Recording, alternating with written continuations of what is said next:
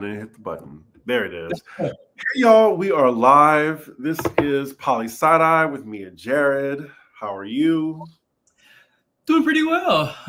Just staying busy and, doing what I do, read and write and think and all kind of other nerdy stuff. So excited to be able to do another Q&A. Yeah. So this is our 47th episode. This is strictly dedicated to our audience Q&A. So please, if you will, we are open to any question you have involving politics. If you have any questions going on, yeah, feel free. So I'm going to start it off and just ask, can you explain this whole tariff war and who does it affect the most? The rich or the rest of us? So I explain is probably a stretch. And I only say it's hard to really explain it because, Trump himself and his administration has been somewhat, they've equivocated in the sense that they've said some things and done others and have flip-flopped. And so it's really hard to get a strong sense of what some of the rationale behind them might be. But who is it going to affect? I would probably everybody globally would be affected. Now, how you're going to be affected is another question. So I remember when you were asking me about it, I was about, the tariffs and how it impacted the stock market. Even if you don't own stocks, you probably will be affected in some way. But again, how is the other question. It's kind of hard to know that though. But at some point we can get into why I think the tariffs are being pursued and what the kind of motivation behind them might be. Okay. So yeah, y'all, if y'all are just entering the chat, this is for y'all. If you have any questions about any episodes that we did or, any current political questions, feel free to start now. Yeah. So until we get some questions, maybe what I might do is try to offer some historical context behind what the purpose of tariffs have been kind of in the past, because they have had a point. So so Trump didn't just pull tariffs out of thin air. There is a history behind the way they've been used. And so generally the way that tariffs have been used, it's been a way to essentially industrialize or to make it easier for domestic companies to develop and grow. And so in the United States, tariffs were used really in the late 19th century, especially because when the United States was, after it had just gone through the Industrial Revolution, it was a trying to establish itself as a global kind of producer. And so the United States companies wouldn't have been able to compete with, let's say, businesses in the UK that had kind of a head start, if you will. And so what tariffs did was essentially put a tax on goods that were being imported so that people in the United States could buy American-made products. And so the idea behind them was well, you'll just set up these tariffs kind of temporarily until businesses get to a place where they can actually compete with other companies across the world. But then once they get to a competitive state, then you can relax the tariffs, because you don't really want tariffs to be there whenever you start exporting things other places. And so the idea behind it was to kind of use it as a means of growing industry whenever industry was just starting off. Now, it doesn't, to me, really make sense now, because the United States really isn't in a place to industrialize in the way that Trump is talking about. So his idea is well, we impose tariffs in all these other countries, then we can reindustrialize here. But that's not going to happen because, and I don't want to say too much, but that's just not going to happen for reasons I can get into. And so from that standpoint, the tariffs don't really make sense now because the conditions are different. So yeah, so that's just a little bit of background on like how tariffs have operated in the past. First is from MJ. Trump and his administration continue to defy various court rulings. Why and how can he get away with this? Well, so this is interesting in the sense that so I was reading about this, I believe in the Wall Street Journal, but they were saying that essentially Trump's legal plan or legal strategy was essentially to try to test the bounds of like what was possible, or at least to throw things on the table that are sufficiently nebulous enough to be able to, if not overturn something, or if not to impose some new standard, at least call into questions the standards that already exist. So like one good example of this, we did a whole episode on this, which is the whole like DEI thing. Whereas I said then, I think the Trump team actually does have legal standing to reverse a lot of the DEI initiatives, because as I explained in that episode, DEI has never been clear what diversity means, at least from a constitutional standpoint. So Trump is banking on the fact that because it's never been explicitly defined and spelled out, it can just be removed altogether, which again, I think he actually has standing to do that. And so what his aim is to essentially see where he can interject in anywhere there's like an opening or any sense of ambiguity, try to attack that. Because if there's ambiguity and uncertainty, that means it'll necessarily get bogged down in the courts. And obviously, one thing the Republican Party has been doing so successfully for the last 30 years is stacking the courts with right-wing judges and so forth. And so like, he's hoping that, again, he can bring these things to court and hopefully win, since the courts are dominated by right-wing judges. Laddie Encore writes, what are smart tariffs the U.S. could or should do? I mean, the United States we don't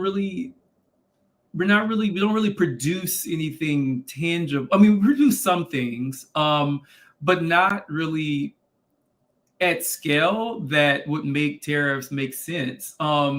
Even if we wanted to, so like one thing that the United States wants to do is they want to start producing like chips here, like the chips that you use in like all these like advanced technologies, like 3D printing and stuff. Like they want to produce that here. But the issue is that the reason that the United States isn't ever gonna, I think the United States is never gonna really be a major industrial power again, is because labor costs too much. So like you can't pay people $2.75 an hour in the United States, because I mean, granted, companies don't even want to pay minimum wage in the United States. Well, is it because they can't, or is like they don't want to? Well, it's both, because you can't in the sense that to be profitable, you can't. Because think about how much you have to pay labor to be able to be, okay, if you get a job and somebody offers you $5.75, like what the fuck are you gonna do with that? Like you can't, it's not enough to actually pay labor enough to reproduce their existence, because you got to pay people enough to pay for these high-ass rent costs, these that pay for insurance of all sorts, medical insurance, renters insurance, car insurance, etc. You got to pay for your education. So a lot of people have student loans. You have to pay for really ridiculously expensive medical care. You have to pay for expensive transportation costs. And so I say all that to say, all of that goes into the cost of labor. So like, if you're a company, why would you want to employ people in the United States when you could just go to Singapore and pay people a fraction of that, or go to India, or go to the Philippines, or anywhere? But the United States is just too, the thing is, our standard of living in the United States is too expensive for it to be profitable. So at this point, I don't see how what tariffs would accomplish, because no company is going to want to hire people here. I mean, that's why the jobs pay so shitty in the United States, because it's actually not profitable to pay people a living wage under capitalism. It's not. And so what I think would end up happening is, if they were to reindustrialize here, they would have to depend on immigrant labor, because with immigrant labor, you can usually pay people less because you don't usually have legal recourse if there's like wage theft and stuff. And so like that's pretty much, and you've also seen like an increase in like child labor. And the reason you do that is because, again, like the labor costs in the United States are just so expensive. Now that it wouldn't need to be that expensive if people didn't have to pay all these other, costs and services. So if we just like socialized healthcare and education, then people wouldn't need to make, these wages to be able to survive. But like that would entail more or less dismantling the banks. Gotcha. God, why is this country just so damn cheap? Well, it's not necessarily about being cheap. The issue is that, okay, so here's the thing.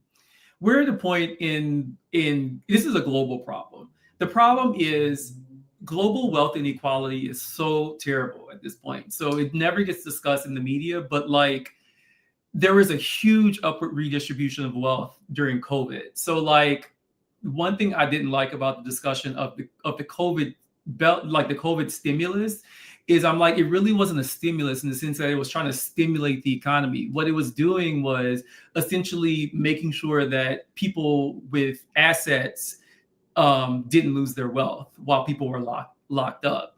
So the only reason we really got stimmies is because they knew that most people were going to spend their stimmies on either paying their rent or buying a mortgage or paying off debts, all of which is just pretty much giving money to wealthy people. Because as I've tried to explain before, you should really think of the economy as one big like balance sheet. And so like any debt is somebody else's asset. So like if you pay off a credit card, that's going to somebody. It's not just going to Wells Fargo. Wells Fargo is just an intermediary. It's going to wealthy people essentially. So like right now we've gotten to the point to where there's been so much wealth accumulation that really there are so few places for wealthy people to make a good return on their investment. And so like the only way that they can make a return on their investment is to essentially immiserate the population. And the way they're doing that is through rents. And so like rent costs going up, medical costs going up, insurance costs going up. This is a way for them to essentially to make up for the other places where they can't make a solid return on their investment. And so like that's really the conundrum we're in. And I don't know how you can really get out of that as long as we're in a capitalist economy, because what other option is there? Like what other avenue? So that's why I've been advocating so much for putting socialism as an idea at least out into the open so we can at least talk about it. But like, because you're never going to get a solution to this under capitalism. So it's not just about being cheap. It's about you're not gonna invest your money unless you can get a return on it, and you're not gonna just let all this money sit in a bank account idle. Like you have to make it somehow, and if that means extracting it from other people, then or from the rest of the economy, then so be it. So, Laddie Encore, I'm going to get back to your next question. I just want to make sure I get everybody.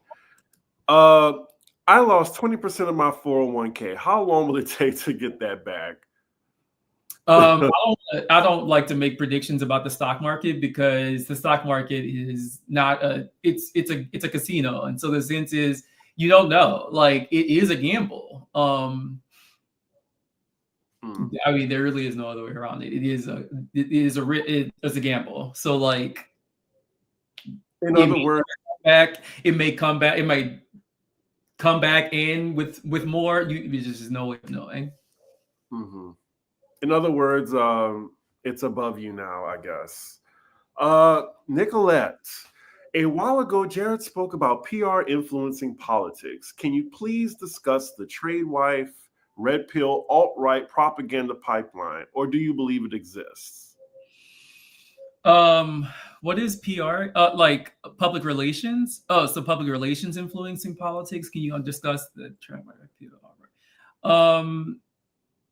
Yeah, that's what I was wondering. Yeah, can you expound a little bit? Do you mean like the people who are like on the internet, like going down conspiracy theory rabbit holes? Yeah, a little bit more context would be helpful. Okay. Well, we will go to the next question while, she answers you. Can you talk about the SAVE Act the House passed? I see a lot of people worried about married women not being able to vote if they change their name. But from my understanding, this is for new reg. I'm not familiar with this actually. What is this about? Oh, this is about the citizenship thing. Yeah, I don't want to. Yeah, I need to read more up about that. I don't want to give a Hmm. uninformed opinion. Nicholas is public relations, marketing, content in general. So essentially, what do I think they're behind? Yeah, I mean, yeah, I don't really know. I don't really know what to. That is Go ahead. that is kind of like a interesting, interestingly phrased question. Can you discuss the trade wide red pill alt right propaganda pipeline? Yeah, I don't. Are you? Is it just? Are people? Do I think that people are being like, yeah, led astray by the propaganda? Yeah, I guess I'm just a little trick. I'm just a little tripped up on the question wording. Hmm. I Uh, want to answer it because I feel like it's a really good. No, I feel like it's a really great question. Is there a way to like rephrase it slightly? Yeah, would a trade war with China or huh? there is a there. I just, I want to. Yeah, I just not in the way that it's been posed. Ah, would a trade war with China or the EU be worse for America? China for sure. In the sense that the EU is kind of I mean, it's a hellscape for a host of reasons. One, the EU also is deindustrialized. And Germany was really the last kind of holdout for a quasi-industrial economy in the sense that they actually still manufacture quite a bit in Germany, and Germany has been undergoing an immense amount of deindustrialization the last few years, which is really immiserated a lot of the population. That's why there's been like a far right takeover. One takeover is probably a bit of a hyperbole, but there has been a far right turn in Germany because people's living standards are dropping. So the EU doesn't really pose much of a. I mean, France is in shambles. The UK is, I mean, an afterthought. Italy and Greece and like the Mediterranean countries are really, I mean, they've been struggling economically for decades now. So the Eurozone as a whole is just a racket. It's pretty much just like really wealthy Europeans who just, well, up until recently, more or less just kowtow to the United States. So like Europe, in my opinion, is more obsolete than the United. They couldn't get it together. So whereas China, I think, actually does present. So there is something called the China threat. Not saying that I think it's true, but like the State Department used to refer to China as the China threat, and what they meant by that is, a threat. China represents a threat to like U.S. economic and political kind of. As being the kind of sole superpower, if you will.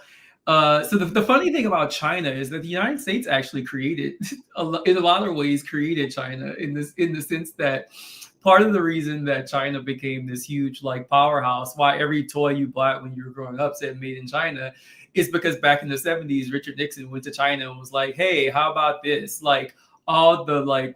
Whenever y'all like, produce wealthy Chinese people can just like buy US, like store their money in like US assets, and like we'll take care of y'all.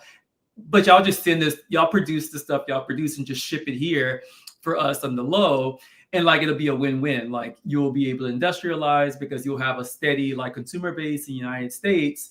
And your wealthy people will also be able to like, get their piece of the pie because they can come to the United States and buy up like all these US assets. Like if you go to New York and all these high-rise buildings they just built that nobody lives in, that's like wealthy Chinese people from China coming in and like, buying these properties, but not just China, but also China, Japan, other places. So the United States really orchestrated that whole process.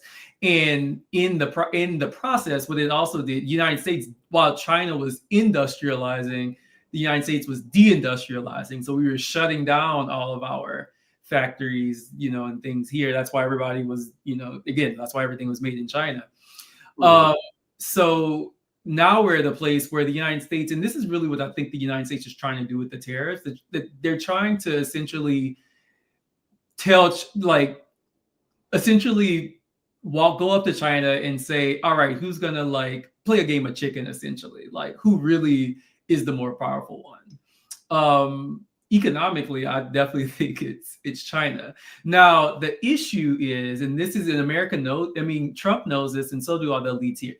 Most wealthy people have their money stored not in the United States. So, if you look at the United States stock market, it still makes up almost close to 70% of all the stock markets globally. So, wealthy people have a lot of their money in the United States, and so a lot of ways their wagons are hitched to this ship. So I don't think China wants a war or anything because of that. At this point, the economies are just way too interconnected. And so yeah, but the United States is going to try. They're going to try to wage this war with China.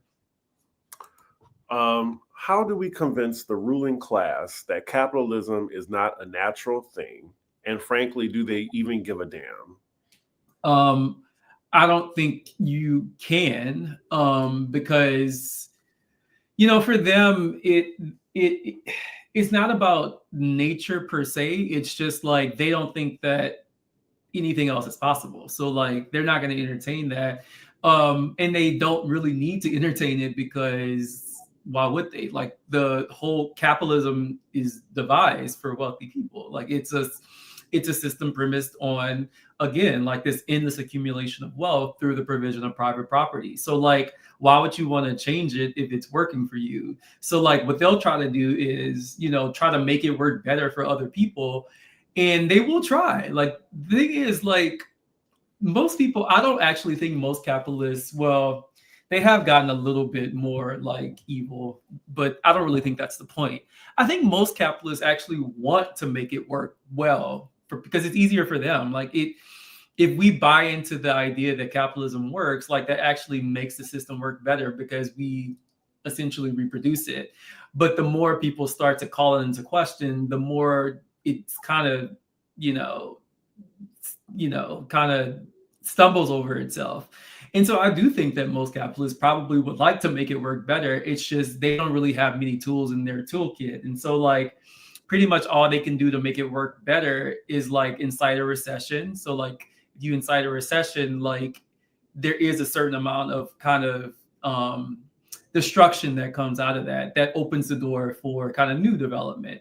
And so, they don't want to do that, but in the grand scheme of things, like Trump said the other day, he doesn't want the economy to be hurt, but sometimes, you got to take, you got to take your medicine. We don't like the way the medicine takes, but he actually used that metaphor. He was you got to take your medicine if you want to, get better, even if the medicine is nasty. So that's the way they think about it. It's just we have to take, our medicine, but, we don't want it to have to be this way, but we really don't have any other choice. So I think that's the way they would think about it.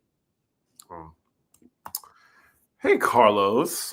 So why do you think Dems will forever be on a hamster wheel when it comes to effective messaging due to old versus new guard? Well, I don't,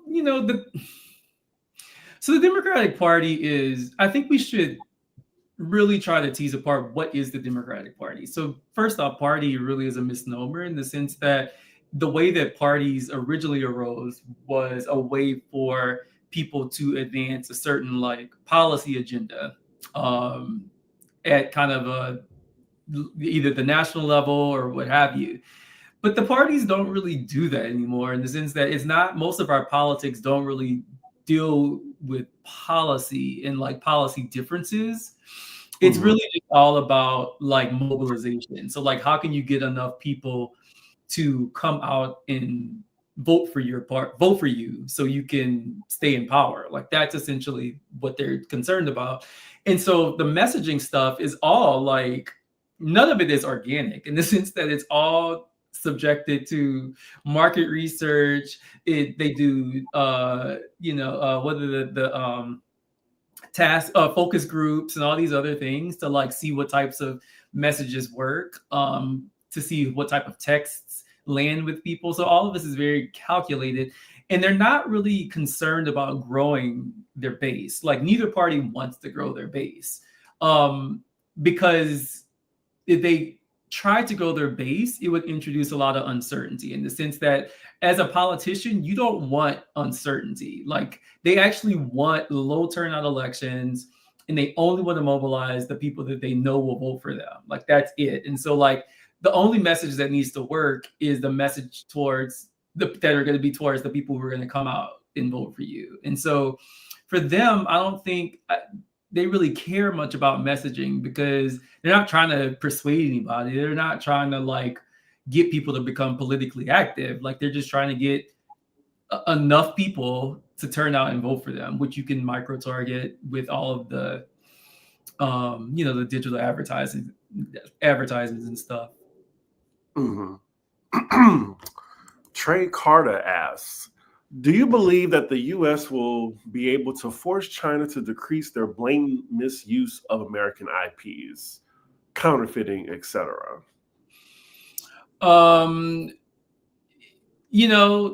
This is also an issue, because China doesn't really subscribe to international property as a concept, because they think of it as rent seeking, which it is. And so you have a kind of a philosophical difference in terms of how you think a political economy should run. And so that's a political problem. So this is also part of the issue why the United States and China have been kind of running up against each other, is because they have different visions of what kind of the global order should look like. And so I think this is just one of those issues that kind of gets bundled into that. I don't know how you force them to do anything. I think the tariffs are, again, one method that Trump is wielding to try to, let's say, strong arm China. But Biden also was antagonistic towards China too. So this isn't just a Republican Democrat thing. This is a political elites who control the American empire thing. So yeah, I think that's just, you just bundle that into like the question of differing perspectives about, how the global economy should function. TW, what are your most honest thoughts about Jasmine Crockett and Cory Booker? I feel like most people are convinced that work is being done with their performances. I don't think most people think that. I think bougie Black people think that, because that's who their target audience is. And so, who are they speaking to? So they're speaking to the MSNBC sunken place people, the people who, I got to get my Joy Reid dig in, the people who love Joy Reid, like that's who they're trying to reach to. And I promise you, most people, and most Black people included, don't give a fuck about Joy Reid or Cory Booker or Jasmine Crockett. It's just that your algorithm has probably filtered most of those people, or rather put most of those people who are kind of taken by those performances. I mean, really, let's just be honest. It's a minstrel show. That's what they are. But there are people who, will buy into that because they think of politics as a game. Like, so here's the thing. Like, we've gotten to a point to where people don't actually expect anything material to come out of politics. So now people just use it as a window to like feel good about, doing things or saying things about people they don't like. So when Jasmine Crockett got up there and called Abbott, the governor of Texas, he called him Hot Wheels or whatever. Like, she just said that because she knew that there was a section of her, or some of her followers. We live in a very spiteful, vengeful culture. As I've said before, like one of our biggest tasks should be learning how to be social again, and not allowing ourselves to get suckered into this dog and pony show that this airhead Jasmine Crockett and the Barack Obama wannabe Cory Booker are doing. Like, none of that has any meaningful implications for Black people's material lives. All it is for some bougie Black folks and white liberals who are also racist, but who feel like they need to kowtow to Black professionals.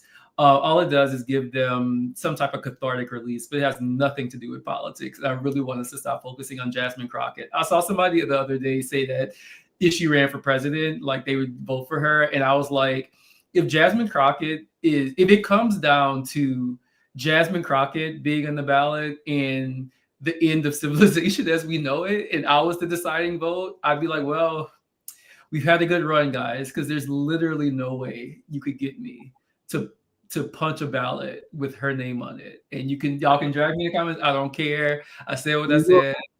And I'm done. You'll get dragged. Not being messy, how close are we to Jasmine Crockett becoming a caricature of herself? Becoming. But the thing is, she's not a caricature because let me not say anything. Let me stop because I'm always trying to be objective about things. I'm not trying to turn this into a messy endeavor. So like, let me be a little bit more diplomatic. But she doesn't need to try to be a caricature. She already is one. I'll just leave it there. What do you think the USA will look like in 4 years? Probably not that much different than it is now. I do think we're at this point where, I think our standards of living are clearly in decline. I think as somebody who, grew up when consumer products were quite cheap. The 90s were kind of the height of that. So like that's where we really got the super cheap commodities because China had really industrialized at a really high level at this point.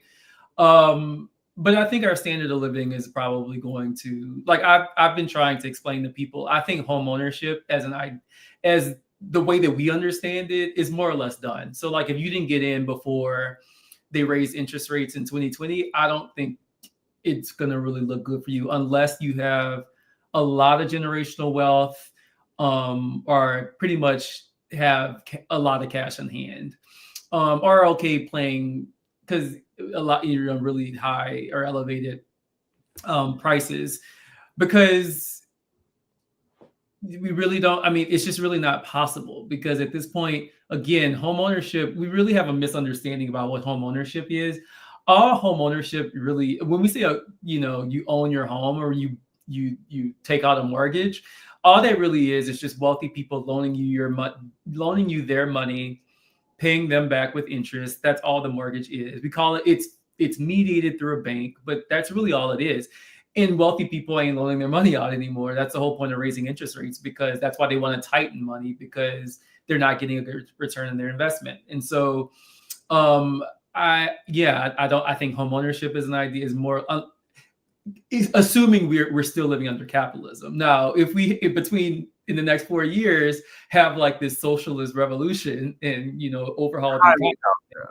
Well, the thing with revolutions often happens pretty quickly and usually unexpectedly, historically anyway.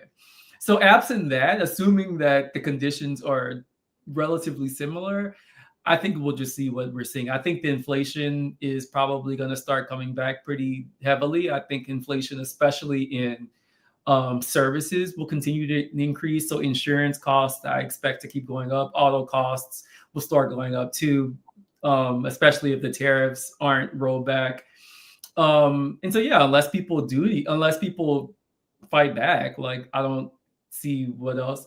So there was an old saying that used to be socialism or barbarism. So in other words, when capitalism got to this point, the only options were socialism or barbarism, i.e. more immiseration. So yeah, that's where we are right now. Well, my question is, since you normally drag a lot of favorites of liberals, like can you just name one politician who ideals you definitely would agree with, and if their name was on the ballot, you would vote for them? I mean, I would have if Bernie were the nominee for president in 2016 or 2020, I definitely would have voted for him. I have a lot of issues with Bernie Sanders. I don't necessarily think that I don't think his framing of what's going on as an issue of oligarchs is really helpful. Because that's really not the problem. Like, it's a problem, but that's not the problem. And so I just think what it does is it just mobilizes frustration and anger, but not directed in a way that I think could be productive. And I think what that ends up doing is burning people out, or it makes people deeply cynical. And I don't think either of those are really helpful. And so, again, I appreciate some of Bernie's domestic platform, but I think he's limited. But beyond that, I mean, nobody that is currently in the public consciousness. I mean, who would I vote for is another question, because it's not like a vote is a good indication of like my political preferences. It's not like we have a lot of options. And so I'm not really, again, I think of electoral politics as just like a means to an end. I don't think of it as an end in itself. And so like for that, it would just really depend on the person. I think that they're similar to Bernie. I think there's certain things that like somebody like an AOC might advocate for, but I have issues with her too, in the sense that I think that she is, I think she also plays into this kind of like vengeful, like politics is about us versus them, spiting other people. I just don't think that framework is helpful. I think we need to break out of a us versus them, good versus bad kind of mindset, because I don't think it's really a useful way to think about what's actually going on, which is admittedly much more complicated and complex than that. But I don't think you should run away from that complexity. I think you need to understand it as best you can. Nicolette, is there a reason outside of capitalism that the president is so hell-bent on saving money? I have a perfect theory, but I'd love to hear thoughts and history on this. Well, that's what capital is all about. It's about saving money, but not saving money just for the sake of saving it. It's about saving money for the sake of investing it, which is supposed to be one of the upsides of capitalism, is that through this accumulation of wealth, that wealth is reinvested productively to create new wealth. And so you can grow the economy that way.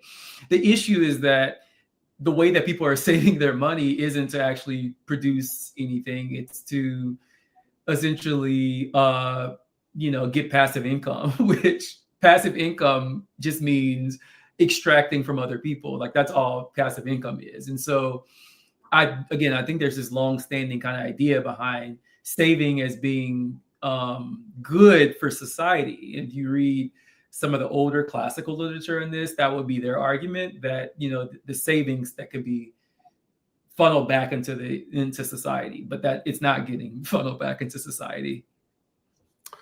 But I would love to hear you as well. Who, me?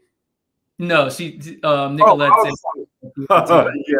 Write that for us in the comments. I'm just here to hear Jared talk because I learn when I listen to him. And I love giving him this platform. Anyway, M Philosophy, do you think our geopolitical position could ever be reversed? With us turning our backs on allies and Vance calling Chinese peasants, can we gain our relationships back? No, it's pretty irreparable. You might be able to fix some things, but again, there is a degree of volatility that exists in American politics that a lot of leaders from other countries are always kind of leery of. And so again, I think the one thing that's working in America's favor is that a lot of wealthy people around the world still have their money stored in America. And so there's really nothing stopping America from appropriating that wealth, honestly, aside from just like, acting in good faith. But there's nothing like requiring them to do that. So like, in theory, if it gets to this point, the United States could just be like, well, fuck China. Anybody who has their money in American assets, we'll take it. That could be a thing. It probably would set off World War III for sure, but that is a possibility. So I don't think we should take anything off the table at this point. Dominique says, so what would be the approach you'd like to see political leadership take other than oligarchs bad? So if I were president, this is what I would tell. This would be my address to people. I would say, okay, everyone, my fellow Americans, I understand that you're hurting. Prices have gone up. You're not sure if you're going to be able to buy a house. You don't know if you're going to be able to send your kids to college, all that stuff. I would tell people that. I understand that. And it's really tricky because you feel as though it's not fair because other generations have gotten that. But we're at a point now where, capitalism, although it's done some really great things, like it really has raised living standards in the United States, across the world. It's developed productive capacities so that we don't have to worry about stuff like, whether or not we're going to have running water or electricity. Like all of that is capitalism. Capitalism are getting from New York to Chicago in 2 hours, an hour and a half on a flight. That's capitalism. That did all that. But capitalism is exhausted. It's done as much as it can do. It really can't produce anymore. We've gotten to a point to where it is fulfilled. It's completed its historical mission, which the historical mission of capitalism was to be able to produce at scale so that people didn't have to go without. We've gotten to that point. Now the question is in production. It's about distribution. In other words, how do we ensure that people everywhere can get the things they need to live a prosperous life? Capitalism can't answer that anymore. It's done everything it can do. So now it's time for us to consider other ways of organizing our society. You can call it whatever you want. You can call it the new thing. You can call whatever. We don't even have to call it anything. Let's just start making decisions from the standpoint not of whether or not it's going to give us a return on our investment, but rather, is this going to be something that's going to address human needs? That's the way I would pitch it to the American people. But I would never get elected. They would I would be, taken out before I could, get a word in edgewise. But it's not really a hard message to make. So I've been trying to be less anti-capitalist because, again, if you think about capitalism historically, it did serve a function. Now, true, the function also was very violent. That is all true. You have to take the good with the bad. But it did have a historical function. And I just think that it's achieved that. And so now we need to move into a new era of history that now we don't need to be as concerned about how much can we accumulate, but rather what we need to be concerned about is, okay, how do we make sure that what we produce can get to everybody? Because we do produce enough for everybody. Think about how much food we throw out every day. We produce enough for everybody in the United States. It's just not distributed accordingly because of capitalism. I really wish you would have gotten into politics as far as running, but I feel like you don't want to do that. Well, I wouldn't be opposed to doing it, but I don't want to do it through media. The media isn't, as long as the media is controlled by corporations, I would never be able to say what I just said on a mass scale without my message being distorted, or somebody would find a soundbite and take it out of context, or dig up something I did 30 years ago that it's just, I wouldn't want to deal with all that. It's just, if we live in a society where we could just have rational exchange and people don't get upset because you say something they didn't like, then maybe, but it's just too emotionally laden for me. And I just don't roll that way. My decision making is not driven, my thoughts are not driven by my emotions in that way. I'm not saying I'm emotionless, but when I try to think about, conditions, I try to think about them as objectively and just this is what it is. I may not like how it is, but this is what it is. And I just don't feel like there's much appetite for that. I do think there's an appetite for it in the broader public. I don't think there's an appetite for it in the media space because that's not what's profitable. Someone asked, any insight on Buttigieg? What about, did he do something? I guess him as a candidate. Oh, I don't really, I literally haven't thought about Pete Buttigieg in years. Maybe if you have a specific question about him, but I don't just have general thoughts about him. What did Whitney say? I don't think of her. Okay. Right, the shade. I just wanted to put this on here just to piss you off. That's all. I mean, I've dragged Obama before. I mean, Obama is, really the reason we ended up with Trump, to be honest, because Obama sold hope. He sold hope as a campaign promise, and then the moment he got in was like, yeah, so that was all just BS. And so, Obama fed into the disillusionment that gave us Trump. So we shouldn't forget that. But I mean, Obama also, for the things he did in the Middle East, he should be.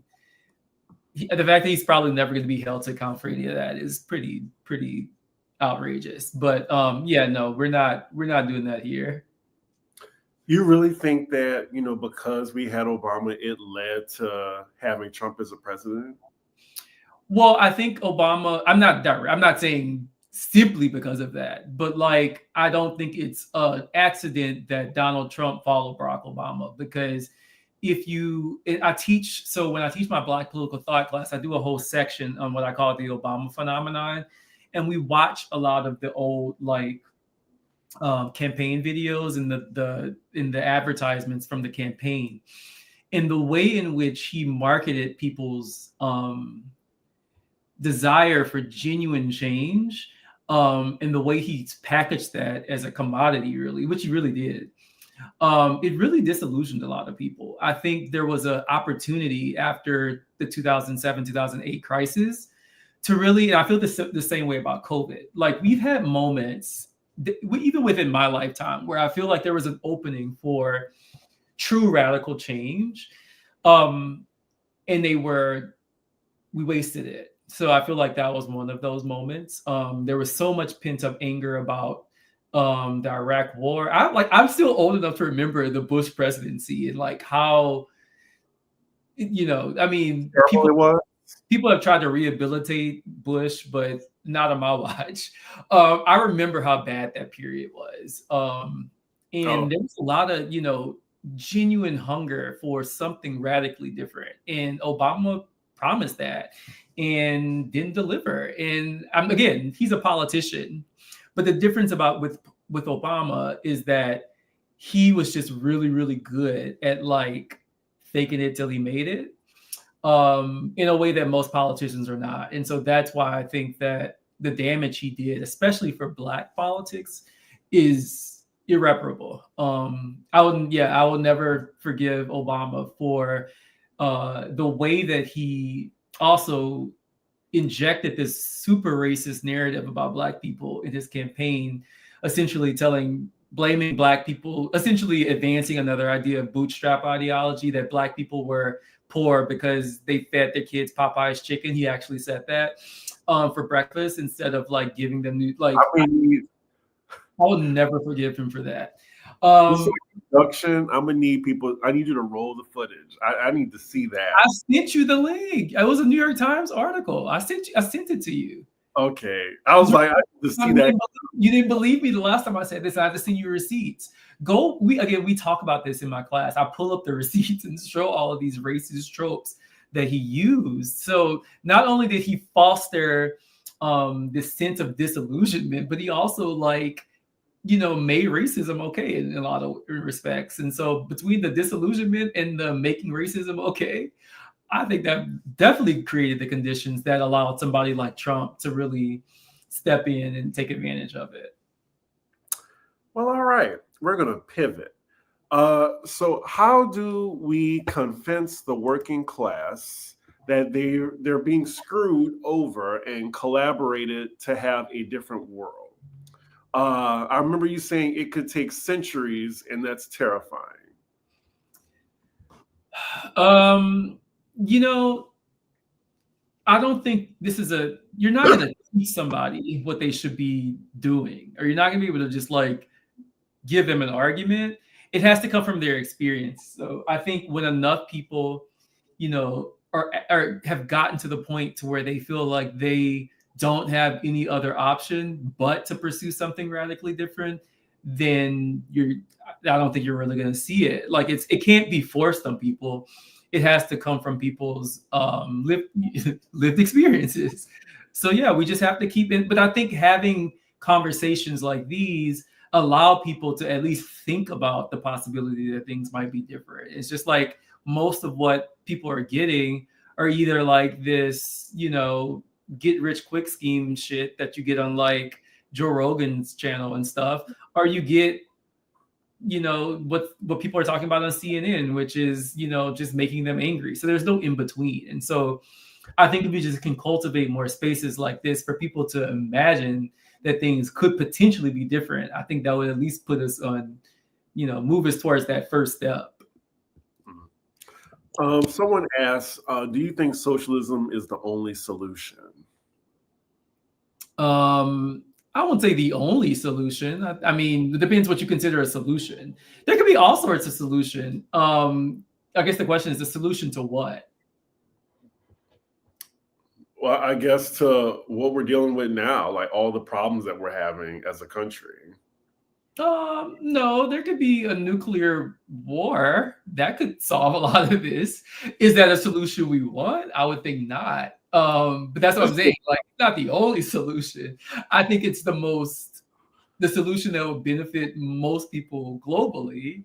But it's not the only one. I mean, there's all sorts. I mean, fascism is a solution to capitalism's problems. I mean, fascism was a solution to the Great Depression, really. It wasn't the only solution, but it was one. So like, there isn't, again, it could be barbarism. It could just be pure violent anarchy. That could be a solution too. Again, there's all sorts of ways you can deal with the problem. The question is, which one do you think, first, how do you understand it? What do you understand the nature of the problem to be?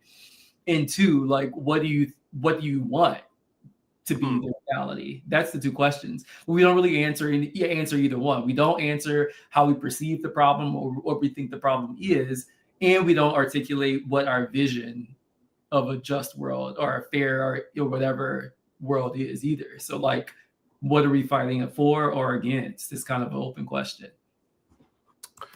Do you believe a viable third party could change the political climate, like a true socialist party? Yes, absolutely. That's why both parties go to such great lengths to make it so that there can't be other parties formed. I mean, that's why this is an example of how racism is used to essentially maintain capitalism. So part of the reason you have what happened after Reconstruction with all of the institutionalization of white supremacy and the poll taxes and all these other mechanisms to depress the black vote is because Democrats in the South knew that Black people were probably going to vote third party, either for the Populist Party in the South or potentially the Republican Party too, because you remember most Black people were Republicans in the 19th century. And so like the parties have always used their power to suppress other parties from entering into the arena. And so it's just been the case that since the early 20th century, after the Populist Party was defeated at the end of the 19th century, that the Republicans, Democrats have more or less agreed that, certain topics are just going to be off the table and we're just going to fight cultural issues, because if we let other issues come onto the table, that might open up the door for other people to try to create new parties, and we just don't want to deal with that. So like, yes, I think having a socialist party would go a long way, because what it would do is it would give people something coherent to kind of, that's the thing, we don't really have any coherent narratives about what's going on. And so what a socialist party could do is give people information about, politics in a coherent way, as opposed to people just getting pieces of information that they don't really know what to do with. So yes, absolutely.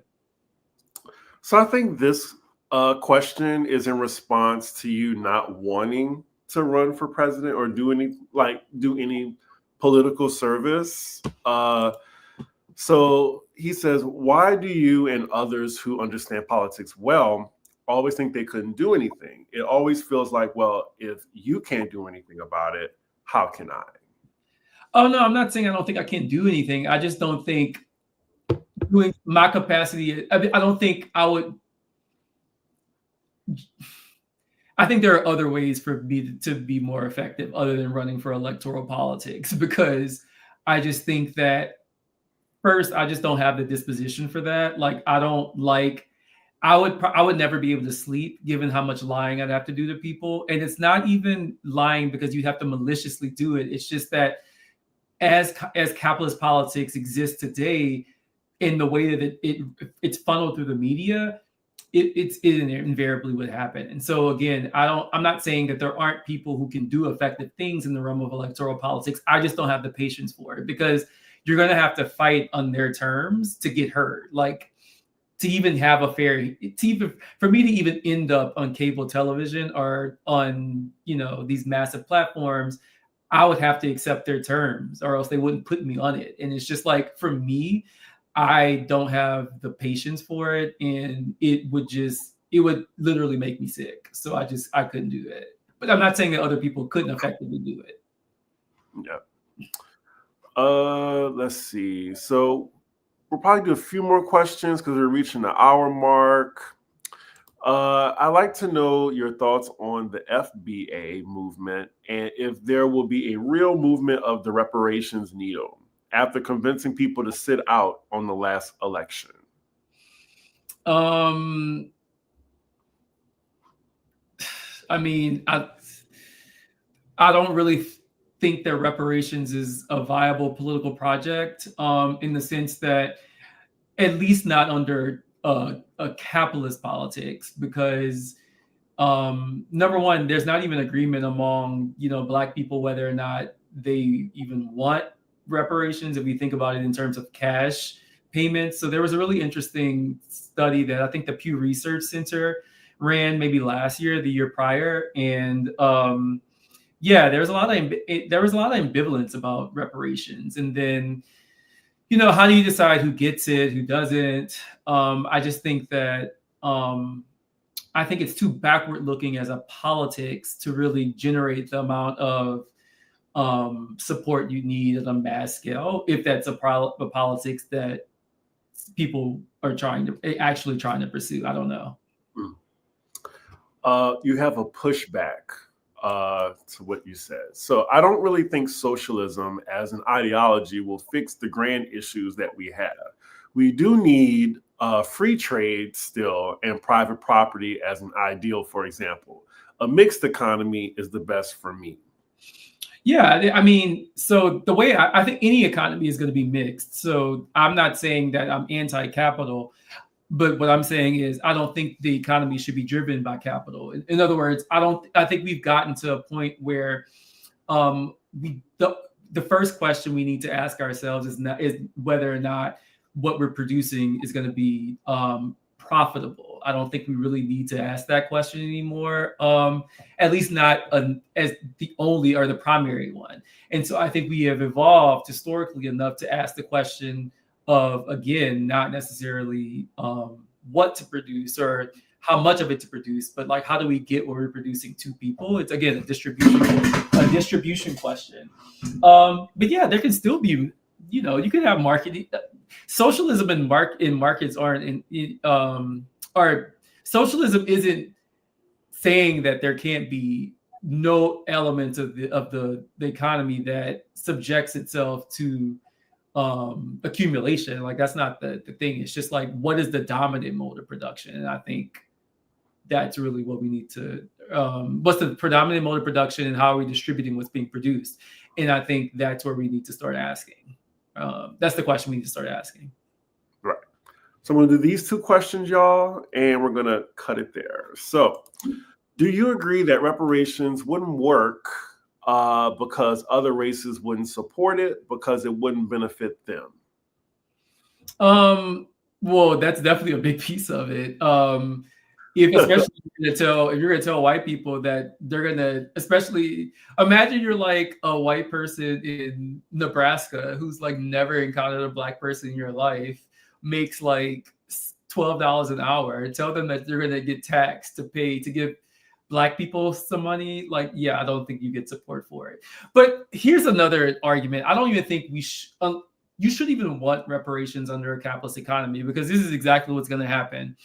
If you let's imagine that the United States government deposited, I don't know, $400,000 in every Black person's account tomorrow. If we left everything else intact, the banks essentially would there would be an immediate inflation. It would be a hyperinflation. Like I'm talking Germany circa 1927 when prices were going, or maybe like 1930 when prices were going up like 10% every hour. Like it would be something like that because the banks would know, oh, there's all this capital that's been injected into the economy and prices would just, everything would skyrocket. So like it would immediately depress whatever value of those reparations you got. So like reparations, I don't think would even work under a capitalist economy. It would just exacerbate the issue, honestly. So I just don't think, not only is it not politically viable in the sense that I don't see how you develop a mass politics around that, especially considering Black people only comprise 12.7% of the population.